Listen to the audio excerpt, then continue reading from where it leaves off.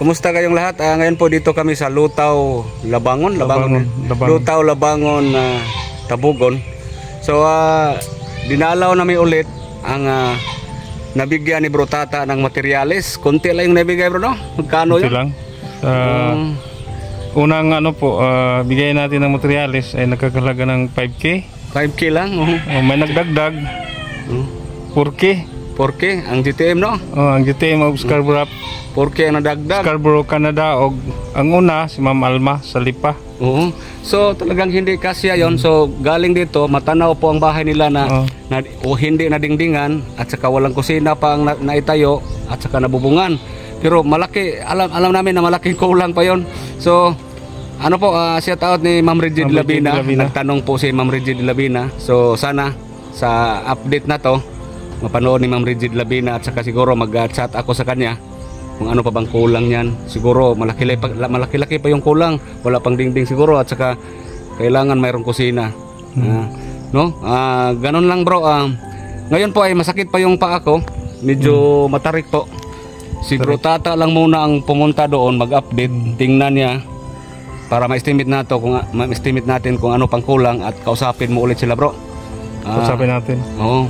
So kung mayroon pa ba silang materyales o wala na, so i-estimate natin at ipasa natin sa isa nating sponsor. Baka makadagdag si Ma'am Reggie nito. Kasi ang sabi ni Ma'am Reggie sa akin na i-update daw. Baka matulungan pa natin. So yan po. Sa lahat pong pabahay namin, hindi po lahat na tayo po ang magawa. Minsan na mabigyan lang ng materyales. Depende sa budget. Yan po ang sa atin. Sa makaya lang po. Yan ang sa atin. Sa makaya lang po. Yan so kung kaya na materyales lang ibigay, ganun lang po. Pag mayroong magdagdag o paggawa natin ng buong bahay, ganyan minsan ang ginagawa namin. So ngayon po, masakit pa yung paa ko kasi galing kami hapon sa Busay, napakasakit po yung paa ko. Sobrang nangalay. So ngayon po ay si Bro Tata muna aakyat doon. At saka dito ma-upload sa Bro Tata OC Vlogs muna. Sa sunod na update siguro kung hindi na masakit yung paa ko, aakyat ako doon. Sige bro puntahan mo bro. Sige, mag-update tayo. Samahan po ako. Andun po, makikita lang po. No? Nasimula na, mayroon ng bubong. Yan. Wala pang siguro. Siguro nakabili silang pangdingding siguro? Yan, nabigyan natin sila ng sawali, pangdingding pero hindi pa na nagawa. So siguro bro, ang estimate natin dito, siguro nahirapan sila sa karpintero. So, yan po ay sa Bro Tata OC Vlogs mapanood. Rin diyan lang sa baba naghintay. Ako na lang ang pumunta doon kasi matarik. Yan nakatayo na po yung bahay. So siguro may kulang kasi hindi pa na tapos.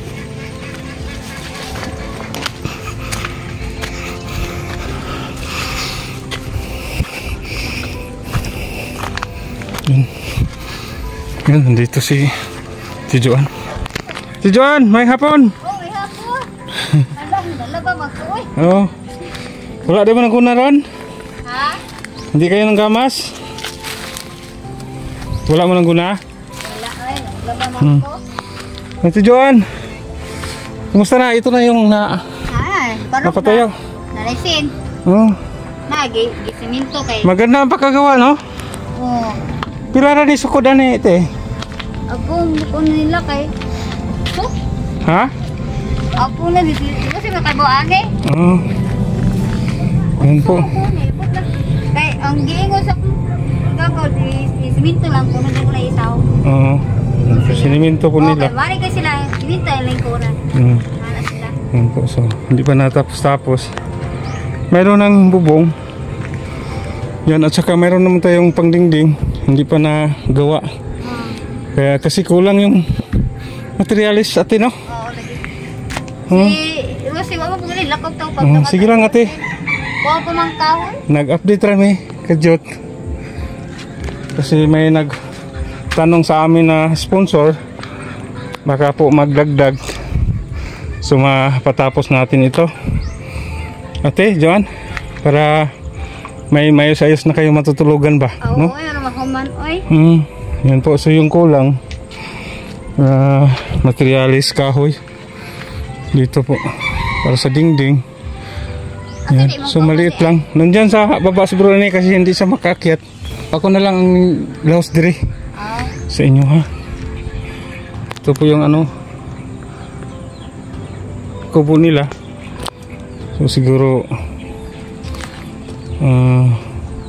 malaki pa ang kulang sa materialis. Kahoy po. Mayroon namang pang dingding. Naaman tayo pang bungbong tino. Pakaigo ba na siya te? Paminaw sa panday. Nagpuno ka? Dili, wag na ko nang gisa akong nung kan bagi. Uli ano ni mo? Gi ko lang sa akong igagaw ba kay mo simento lang kunot kay dili lang saw. Agit. So ilahang gi-recap diri. Kay dili bito magi mo moali kuno mga kaliwat at tino daghan po nila eh. Diri sila te? Oo, daghan. Kasi may nag-chat sa akin. Nagtanong sila kung anong address ninyo dito. Di ba sinabi ko sa inyo noon kung anong address? Yung lalaki nga, upo ka ilap niyo eh. Oo. Ba dati niyo? Dili, te, kay imuha ko na itong parente. Ang gumo ko mga parente, magpapay man to. So, diri sila, te, kumusta? Ay, dagang ka sila eh. Sila si Jacqueline. Kailok nila, sila Jacqueline, o si Edmond, o si Shout out nga pala sa mga kamag-anak ni Ate Joanne. dagang kastanan sila, mga anak. Nakapunta po sila dito. Mirian, o si Aida, sila si Marites, sila si Marilo. Yan ba? Ate, maliit lang talaga, no? Ate, hindi kayo kasya dito, ate, no? Okay naman siya. Ha? Okay lang? Oo. Ang problema, kusina na lang pa. Gusto ni ate na mayroong ano dito, salit. Yung lutuan po. Kasi pag dito sila magluto sa loob, maliit lang po yung kubo, no? So, mahirap. So, kailangan mayroong salit dito na kusina. Kasi ito po yung bahay nila. Napakaliit lang talaga kubo. Basa sila dito kasi tag-ulan na. Yun po. Maliit lang talaga. Sa mga baguhan po sa ating video, 3 beses na po tayo nakabalik dito kay Ate Joanne at naghatid ng ano po materialis, dagdag ayuda po sa kanila. So yan, nakabigay tayo ng materialis. Unang materialis, nagpaabot po si Mama Alma ng lipa. Nagbigay po siya ng 5,000. At saka pangalawa, nagpaabot rin ang DTM of Scarborough, Canada ng 4,000. So bali 9,000 lahat. So ngayon ay nag-update po tayo kung ano po yung kulang. Shout out po Ma'am Reggie de Labina. Yan, ito po yung kubo nila ni ate. Nasimula na pero malaki pa po yung kulang. Yan po. Ate, asan na yung ano te? Saan ang sawa mo? Bana ba? Ito paingot po ay. Mga anak mo ate? Ay, di uli ang isa ay. Ito yung panganay mo? Oo, ako kung kamagwangan ako, tas ibo. Bali, pang ilan ito Ikuha siya? nila dire. Kasi pagpila ni siya? Ano siya kanang kamagwangan, ikadong kamagwangan. Oo, kana siya. Jundre. Jundre, pangalan mo daw? Jundre. Ikapila ka? Ikadua. Unsa sa trabaho nimo? Nangita-ngita lang ka daw. Mo ba? Unsa sa imong kasagaran matrabaho diri daw? Dapat gito sana nila. Ha? Gito sana nila. Baligya. Mangaos ka? Kanang mag-igib ng tubig sa mga kapitbahay ninyo. So, binata pa lang, no? Wala pang asawa. Pila na sa edad mo? 23. 23. Naka-eskwela sa ka daw? Naka-eskwela ko sana. Grade 1 nakakutok. Oo ba?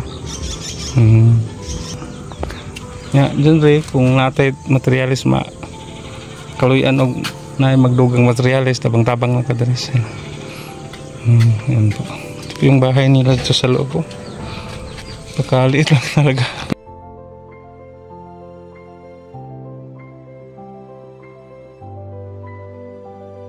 Meron pa po silang kulang sa Ate Joanne sa karpintero po.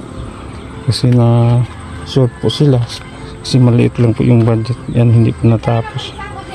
So ngayon po ay pinakompute natin sa karpintero kung magkano yung materialis na kulang, at saka dito sa salit po manghingi tayo ng pedidos yung computation sa mga materialis dito.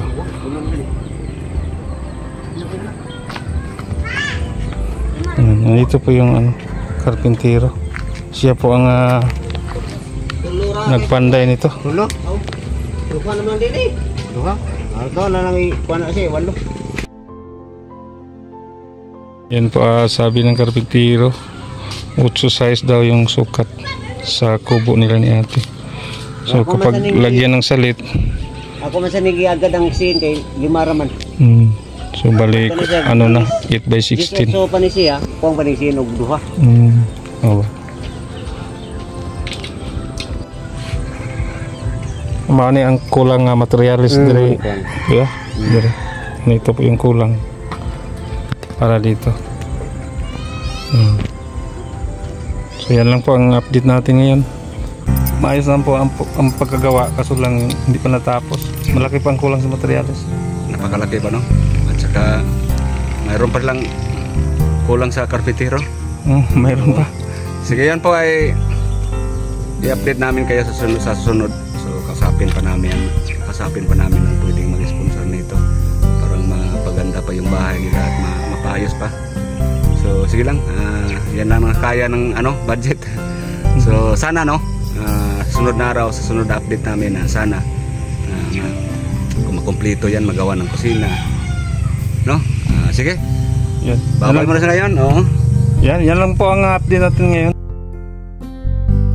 Shout out Ma'am Reggie De La Vina, Miss LC 130, si Eric Ma'am Teresa Waga, at sa lahat ng ating mga sponsors, sa mga viewers, maraming salamat po.